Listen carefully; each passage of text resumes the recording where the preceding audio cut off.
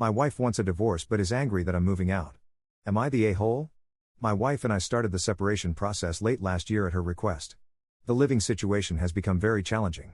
For some basic background, my wife and I have been married for nearly 7 years and live in California. We are both in our late 30s. She has decided that she wants to find out who she is away from me and wants a divorce so she can start over, and maybe we will find each other again. She feels that because I have always given her everything, she has become useless as a human and unable to contribute meaningfully to our relationship. She says she still loves and respects me but wants more from herself and from life. We do not have children.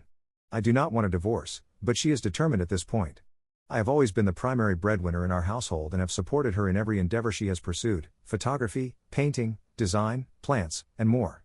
She has always been trying to find a new path. Currently, she works odd jobs and brings in less than $10,000 per year. When we first got together, she was burned out from a previous career and wanted to reinvent herself. She has made it very clear that she does not want anything from our shared assets, saying it would be stealing my effort.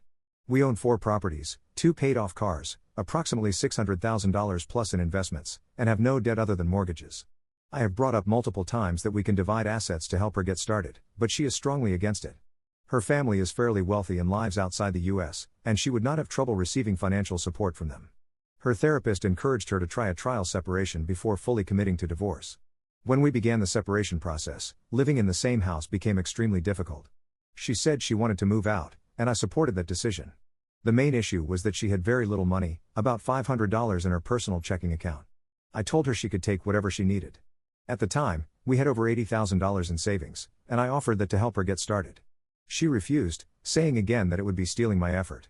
Despite my repeated attempts to explain that it was our money, not my money, she continued to decline. I offered to loan her the money, but she said that was manipulative and that I would have control over her. She insisted on saving up on her own before moving out. Living in the house was breaking my heart. When I was not working, I would lie in bed and cry. Eventually, I decided to stay with family in Indiana for a while. She was upset by this, saying she was supposed to be the one to leave the house.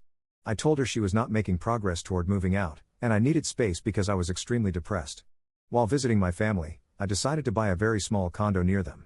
I figured I could live closer to my support system while she stayed in our current home until she figured out what she wanted to do. I discussed the move with her. Initially, she was supportive, but she was upset that she would be staying in the house while relying on me to pay the mortgage. I again offered money and told her to set the terms herself, but she responded with hostility. She accused me of being controlling and manipulative. When I asked her to explain how she felt that way or clarified that it was not my intention, she became even more upset. Things remained stagnant for some time. A couple of weeks ago, I returned to the house to pack the rest of my belongings. Our relationship seemed to be improving, and it even felt like we might get through this. Then, last night, she broke down. She said it was unfair that I had money and could move away, that I was being disrespectful by throwing money around and going off to have fun. I explained that I did not see moving as fun and that starting over in a new city where I have very few connections would be difficult. I told her I was not trying to be disrespectful and asked how I could support her or what options she wanted to explore. She continued expressing anger toward me. I assumed she needed to vent, so I listened and empathized. However, her comments became increasingly personal and cruel. I asked her what my options were, and she yelled that she did not care about my options, only hers, and that she felt she had none. She called me an asshole for moving while she felt stuck. After that, she said she just wanted to cry in peace and wished she could go to a hotel for the night. I offered to leave and stay somewhere else or to pay for her hotel. She began yelling, saying I was trying to steal her wish of going to a hotel. She insulted me, and I told her I was going for a walk because I did not like how she was treating me. She mockingly told me to go stay at a hotel and have fun. I walked to a diner, had a cup of coffee, and read a book. About an hour later, she called and asked where I was. When I told her, she said, "So are you spending the night there?" "I'm going to bed," and hung up. That was around 8:45 p.m. I walked back home, and she went to bed shortly after I arrived. Am I doing something wrong by moving? I genuinely do not know what I am supposed to do. Am I the a-hole? Edit. My wife was recently diagnosed with bipolar II disorder. She is skeptical of the diagnosis and refuses medication. I have struggled to understand this condition. We started marriage counseling in November but only attended a few sessions. She said the therapist took my side too much. I managed to convince her to attend individual therapy, but she recently said she might stop going. Over the years, she has tried several therapists but usually quits after a month or two because she believes they are dumb. Edit 2. Before we were married, she had a successful career for over 10 years. She became severely burned out and decided to find a new path. She generally refuses to settle for basic jobs and wants something that advances her career, though she has had little success. Her family is not very supportive and often paints her as the villain, which makes her angry. I reached out to her father to ask him to support her, but I know they are upset as well. I believe staying with them would do more harm than good. As for the divorce, I have been dragging my feet. I keep telling myself things could improve, that I could be a better husband and she could be a better wife. I know this may sound delusional, but divorce is not what I want, and I struggle to accept it. I have difficulty seeing her as a mean or vindictive person. I have always focused on her best qualities and tried to support her. At times, she admits she is hurting me and recognizes her behavior. Those moments pull me back into believing this can still be fixed. Edit 3, she approached me this morning and apologized for how she treated me. She said she believes it is better if I move out and that she is not good for me. I agreed.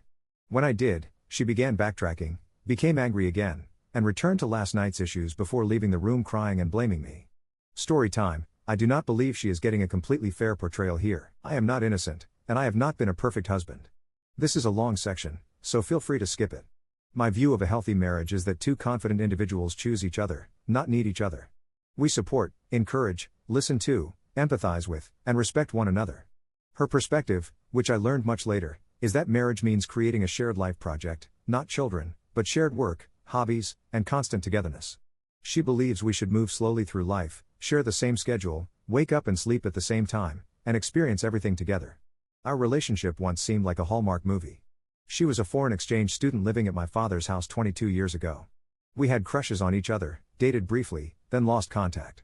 15 years later, my father was dying of cancer, and I reached out to her. She visited, we fell in love again, and married quickly to avoid long distance. 2 weeks later, my father died. I never truly grieved or sought therapy. Soon after, another close friend died in a motorcycle accident. I shut down emotionally and retreated into video games. While I tried to improve and adjust when she voiced concerns, resentment built on her side. The pandemic intensified everything. I adjusted when she expressed needs, but resentment remained. Additionally, she has medical issues that incapacitate her several days each month, and I have cared for her consistently for 6 years. When my elderly dog became terminally ill, my life revolved around caring for her. This caused more resentment. After my dog passed, we traveled extensively and planned a future, until she asked for a divorce days after my birthday. I now believe bipolar 2 has been affecting our relationship all along. I struggle to distinguish what is normal versus unhealthy, and whether I am the problem. Edit 4, thank you to everyone who offered feedback and support.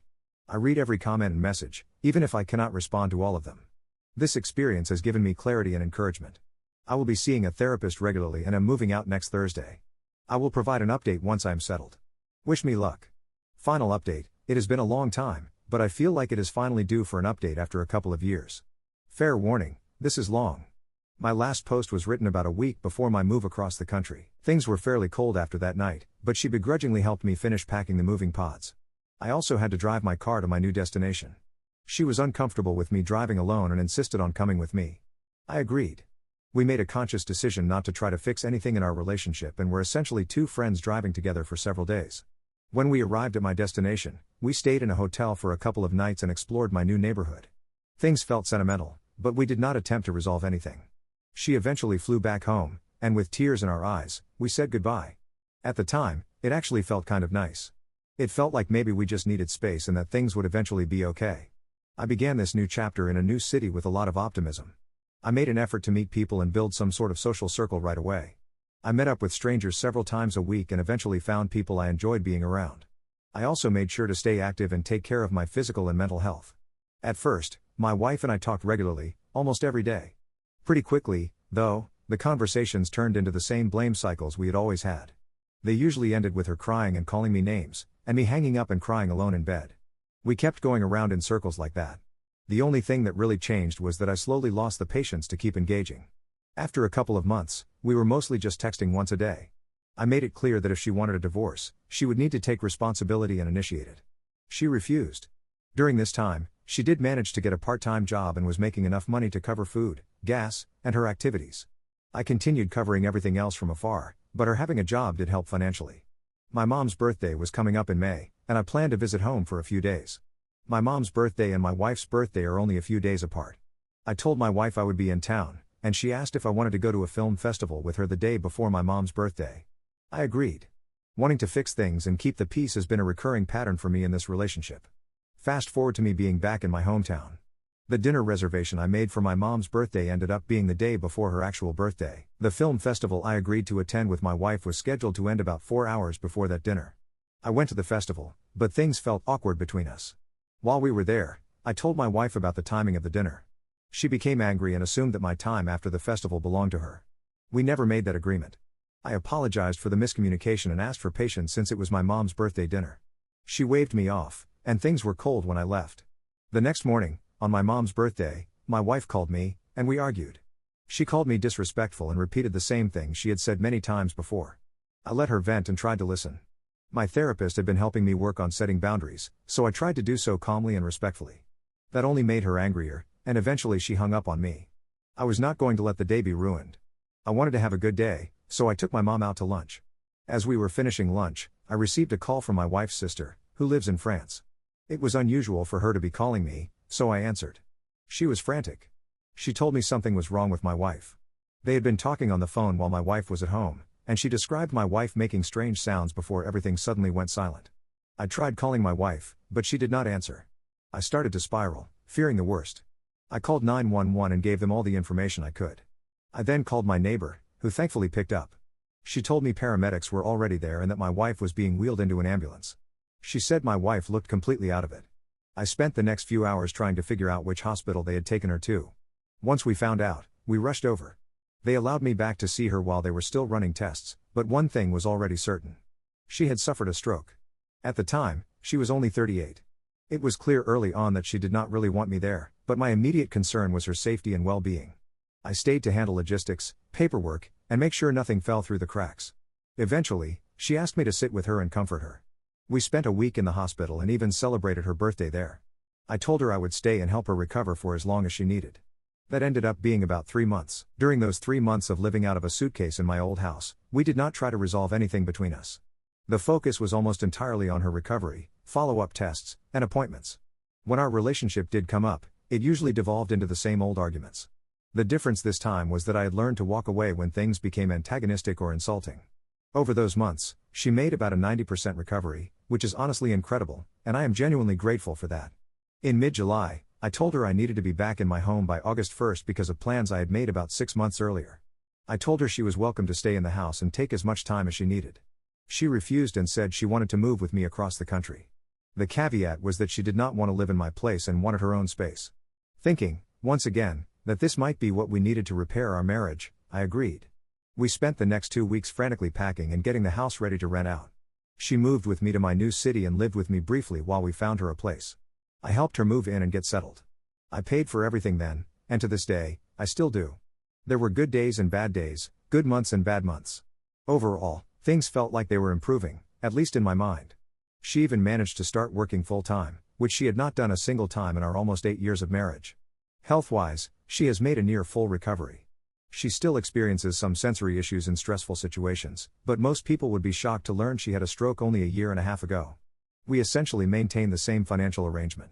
I paid her rent, insurance, and major expenses. The money she earned went toward utilities, food, gas, and whatever else she wanted. The following year and several months can best be described as stagnation. Perpetual limbo. We were essentially friends who hung out, went to events, and shared meals. There was zero romance or intimacy. Whatever love remained felt more familial than marital. I held on to hope that we might pull through, but after deeper conversations with my therapist and a few friends over the last few months, I started to understand our dynamic more clearly. She weaponizes affection when she does not get what she wants, among other patterns that I believe she employs unconsciously. I have slowly started pulling away from the idea of having a healthy marriage with her. As I pull back, she seems to be pulling toward me. But I keep asking myself, to what end? At this point, I am exhausted from chasing something that is never going to materialize. She does not know this yet, or maybe she feels it. I honestly do not know. I have started preparing for divorce and connected with an attorney several weeks ago. Earlier today, I spoke with her father to let him know my intention to leave his daughter, but I also wanted him to know that he is still family to me. While he was sad, he understood and showed support. So here I am, spending what will likely be my last Christmas with her, essentially isolated, alone, and ready to move on. Edit 1. For those asking, how did you not leave sooner? What is wrong with you? You get nothing from her, etc. Fear of failure. Fear of being another statistic. Watching my parents divorce when I was young and not wanting to repeat that pattern. Pride.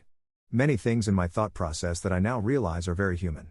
My tolerance was simply different, and not in a healthy way. These are lessons I have learned about myself over the last couple of years.